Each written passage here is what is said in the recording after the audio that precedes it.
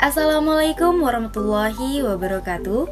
Perkenalkan, nama saya Olivia Damayanti dari Prodi Ilmu Komunikasi dengan NIM E11012110063. Di sini saya akan menyebutkan 25 teori komunikasi.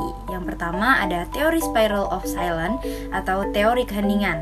Teori ini menjelaskan tentang suatu media yang lebih memperhatikan pada pandangan mayoritas dan menekankan yang minoritas. Yang berada pada pihak minoritas cenderung kurang tegas dalam mengemukakan pandangannya. Yang kedua, teori agenda setting. Teori ini beranggapan bahwa apabila media memberi tekanan pada suatu peristiwa, maka media tersebut akan membuat masyarakat menganggap peristiwa itu tidak penting. Yang ketiga, teori navitisme. Teori ini berpandangan bahwa manusia merupakan satu-satunya makhluk ciptaan Tuhan yang dapat berkomunikasi melalui verbal. Yang keempat, teori konstruksi media massa. Teori ini beranggapan bahwa media massa akan menampilkan informasi yang dianggap penting oleh masyarakat atau hal-hal yang sedang hangat-hangatnya terjadi di lingkungannya. Yang kelima, teori interaksi simbolik. Teori ini menjelaskan bahwa pikiran manusia mampu menafsirkan kejadian atau simbol yang dialaminya. Contohnya ketika kita melihat bendera kuning, maka kita langsung tahu bahwa ada orang meninggal atau orang sedang berduka. Yang keenam, teori penetrasi sosial. Teori ini menjelaskan proses hubungan dua orang yang tadinya melakukan komunikasi superficial menjadi komunikasi yang lebih intim. Contohnya, dua orang yang tidak saling mengenal menjadi teman, kemudian menjadi intim dengan hubungan bersahabat. Teori yang ketujuh ada teori pelanggaran harapan. Teori ini menjelaskan ketika realita tidak sesuai dengan apa yang kita harapkan. Contohnya, ketika kita menginginkan respon yang baik, namun malah mendapatkan respon yang buruk. Yang kedelapan, teori pengurangan ketidakpastian. Teori ini menjelaskan tentang proses dari dua individu yang tadinya tidak saling mengenal kemudian berusaha mencari informasi untuk mengurangi rasa ketidakpastian tersebut. Teori yang kesembilan ada teori manajemen privasi komunikasi. Dalam teori ini menjelaskan tentang isu-isu keseharian yang digambarkan dalam kegiatan sehari-hari. Contohnya, ketika kita curhat mengenai keseharian kita. Yang ke-10, teori disonansi kognitif.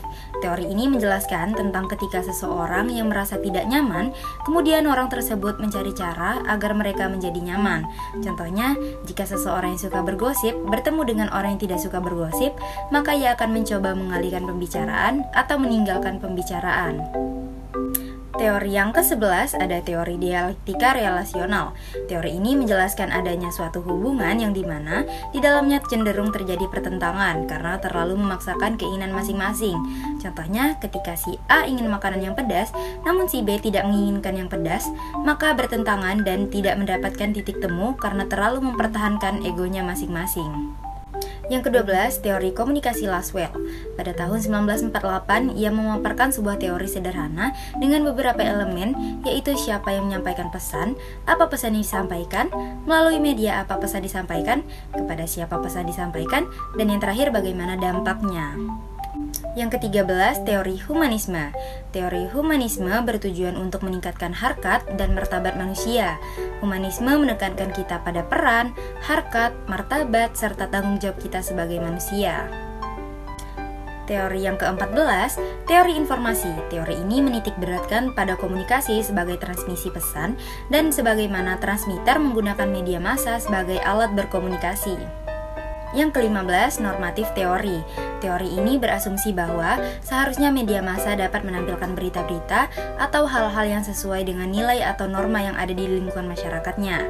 Contohnya, di Indonesia sangat dilarang untuk menampilkan hal-hal yang berkaitan dengan pornografi yang tidak sesuai dengan norma dan nilai yang ada di Indonesia. Yang ke-16, social learning theory.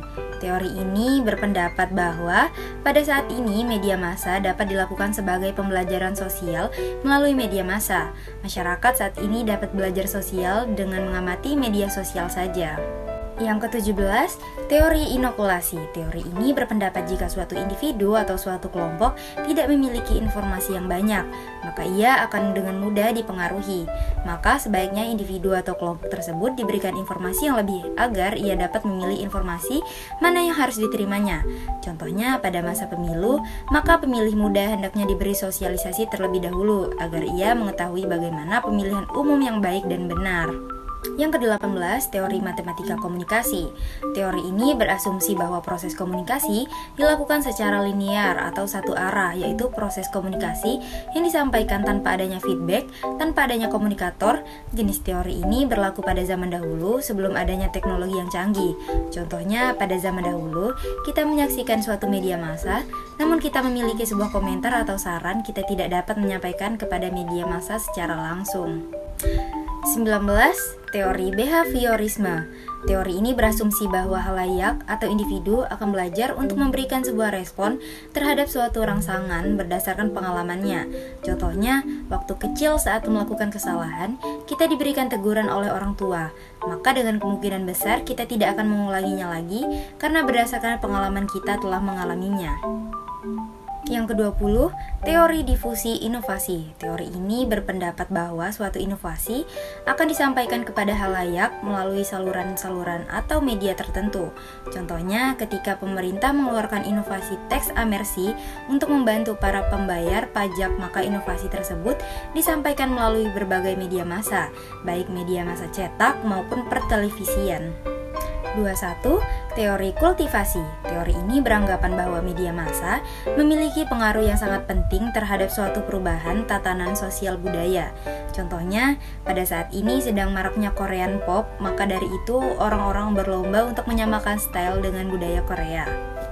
Yang ke-22, teori Marxisme klasik. Teori ini menjelaskan tentang media massa digunakan oleh kaum dominan untuk mencapai kepuasannya. Contohnya, pada saat ini banyak sekali media massa yang menjual pemberitaan tentang suatu perusahaan atau organisasi agar perusahaan atau organisasi tersebut mendapat citra yang baik di mata halayak. Yang ke-23, teori ketergantungan. Teori ini berpendapat bahwa halayak sangat bergantung pada media massa dalam memenuhi kebutuhannya. Contohnya, saat mencari berita atau informasi, kita akan menggunakan media massa seperti televisi atau koran. Yang ke-24, teori sibernetik. Teori ini menjelaskan tentang suatu sistem pengontrol yang mendasarkan pada komunikasi antar sistem dengan lingkungan dan sistem itu sendiri. Teori ini biasa dilakukan untuk proses pembelajaran agar lebih efektif. Yang terakhir, teori komunikasi administrasi. Teori ini menjelaskan bahwa di dalam suatu kelompok atau organisasi terdapat suatu hubungan timbal balik dalam menyampaikan pesan agar tujuan dalam organisasi tersebut dapat berjalan secara efektif dan efisien. Contohnya, jika suatu organisasi melakukan sebuah musyawarah, maka masing-masing dari anggota kelompok akan menyampaikan sanggahan atau pendapatnya sehingga pada akhirnya mencapai suatu mufakat. Dengan begitu musyawarah tersebut berjalan secara efektif dan efisien. Sekian, terima kasih pembahasan 25 teori dari saya. Assalamualaikum warahmatullahi wabarakatuh.